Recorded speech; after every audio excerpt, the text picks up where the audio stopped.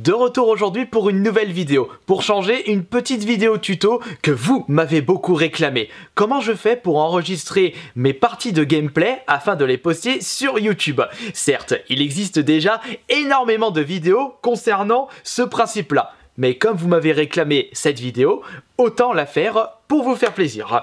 Donc, depuis déjà 3-4 ans, j'utilise le même matériel et je n'ai jamais été déçu par celui-ci. J'utilise ce petit boîtier d'acquisition qui est en fait l'HDPVR2 Gaming de chez Hauppauge.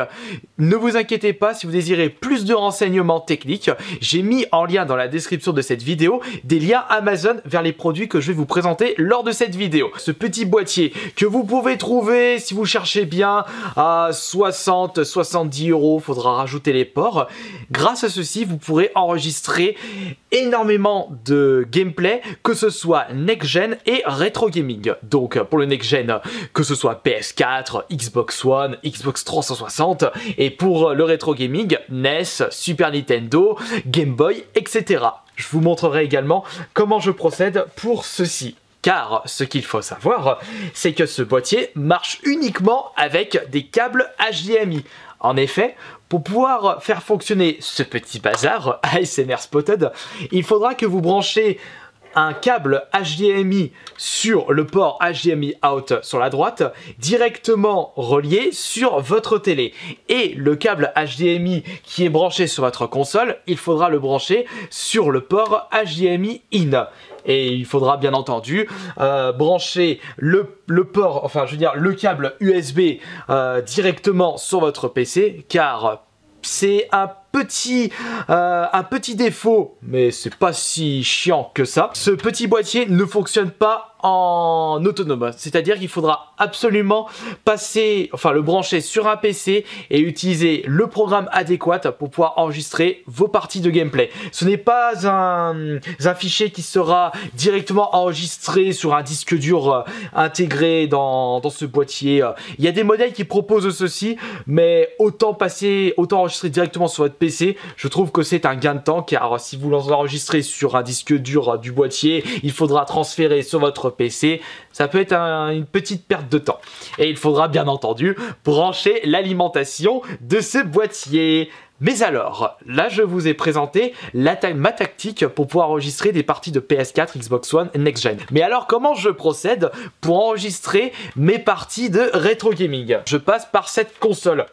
Un petit peu de poussière. Cette Retron 5. Et ce qui est classe avec cette console, c'est que vous pouvez brancher un câble HDMI sur le derrière. Et ce qui veut dire que vous pourrez brancher un câble HDMI ici et le brancher sur le boîtier d'acquisition. Et grâce à cette Retron 5, vous pourrez jouer aux jeux Mega Drive, Super Nintendo, Nintendo, Game Boy, Game Boy Color et Game Boy Advance et enregistrer ceci directement avec un port HDMI sur le boîtier d'acquisition HDPVR.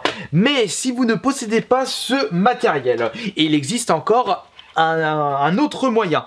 Mais seulement dans le cas où votre câble Péritel, entre guillemets, est un câble RCA, donc prise blanche, jaune et rouge.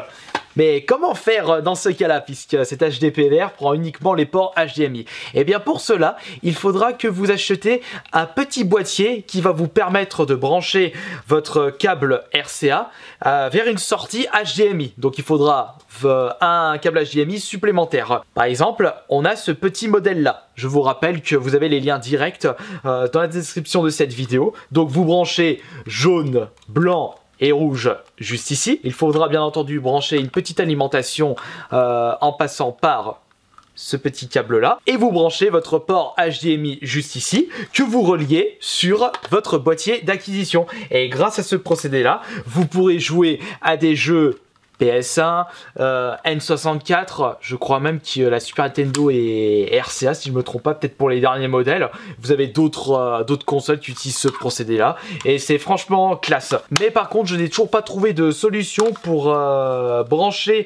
pour passer d'un câble Péritel, c'est-à-dire le gros câble Péritel, vers une sortie HDMI. Je pense qu'il doit certainement exister des petits boîtiers comme celui-ci pour relier ces prises là. Pour la suite, il faudra passer par le PC. De toute façon, je vais vous montrer ça directement. Après avoir téléchargé le programme adéquat, vous allez devoir bien entendu démarrer votre console et si tous les branchements ont été bien mis en place, vous allez pouvoir voir un visuel de votre jeu sur votre PC.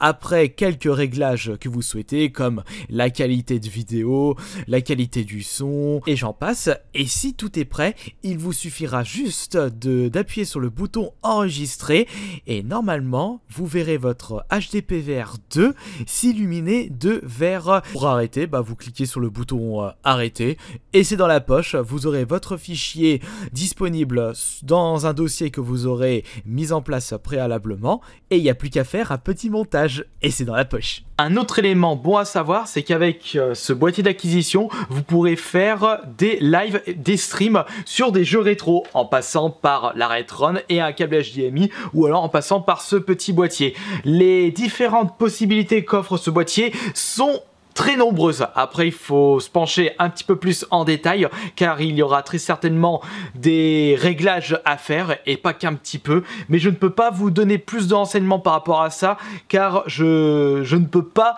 faire de live à cause de ma mauvaise connexion. Mais je sais que si un jour je souhaite faire des lives sur des jeux rétro, je passerai par ce boîtier d'acquisition et à ce moment-là, je vous proposerai une autre vidéo tuto comment faire pour procéder ainsi.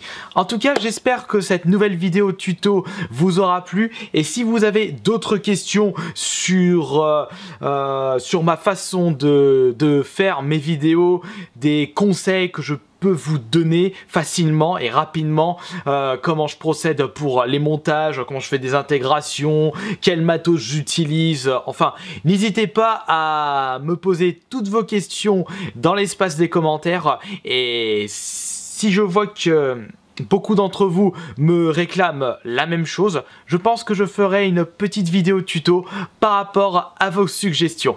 J'espère en tout cas une nouvelle fois que cette vidéo vous aura plu et on se retrouve demain pour la prochaine vidéo. Merci beaucoup et à plus.